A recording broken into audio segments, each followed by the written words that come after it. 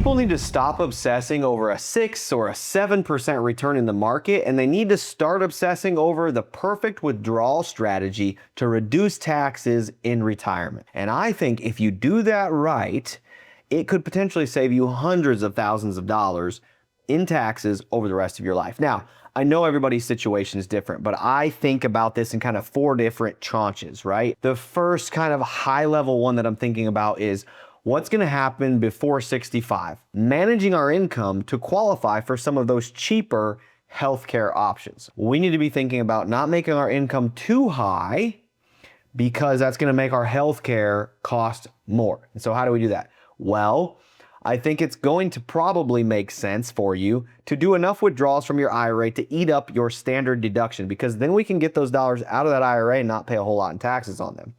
Then the next place we need to go to is your taxable brokerage accounts, right? Or your individual account, or everybody's got different lingo for it, but your taxable account, and take dollars from that account, because that is going to be taxed slightly differently. We could be paying capital gains tax there, which is going to help us out.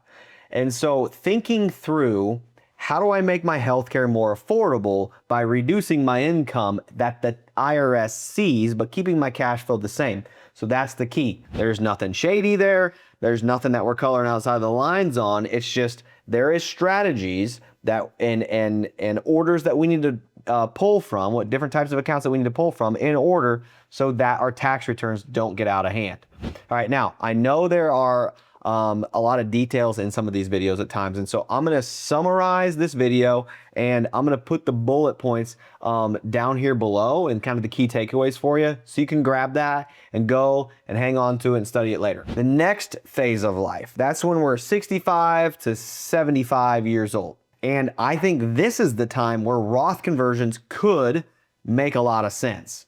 All right, now it's different for everybody, but this is the time in life where those Roth conversions we need to be paying attention to, because you're probably making less money than you were when you were working, but you may not have turned Social Security on, and therefore making your income grow because your Social Security is coming in. You also are not forced to take required minimum distributions yet. So this tranche is where it's going to make the most sense to be looking at Roth conversions. All right, and this tranche could really determine what happens in these next few tranches of life is if we get these correct. And the reason for that is we're going to start thinking about required minimum distribution. So in this tranche, we need to be thinking down the road and thinking through how much our required minimum distribution is going to be at 75 if we don't start doing anything about it today. Now, I'm not saying Roth conversions are right for everybody, but we've made videos on Roth conversions in the past, which you can grab right here and check out if you need to. The third tranche. Now, this tranche is when you turn on Social Security.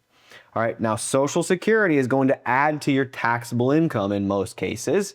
And so that could mean higher tax brackets. The time that you turn on Social Security to when required minimum distributions come along, that's where blending income from different sources could really help you out a lot. We could take some money from the IRA, that's going to be taxable to us. We can take some money from our taxable account. Maybe we got to pay a little capital gains tax. We could also, if we're working up there towards maybe our Medicare IRMA limits and making our Medicare premiums more expensive, we could take money from our Roth IRA. That's not going to count towards that. Therefore, keeping our tax return lower, but our cash flow still where we need it to be. That's tranche number 3. Now, tranche number 4 is when we get to required minimum distributions. What we don't want to do is have really large IRA balances that we're forced to take income on, right? We want to be able to have required minimum distributions, but them not completely blow up our tax plan. It's not about paying zero in taxes, but it's about smoothing taxes out over the rest of your lifetime and having a plan and having a strategy behind when and how we're taking money out of those different types of accounts. Now, charitable giving, things like that can also play in, but that may not apply to everybody.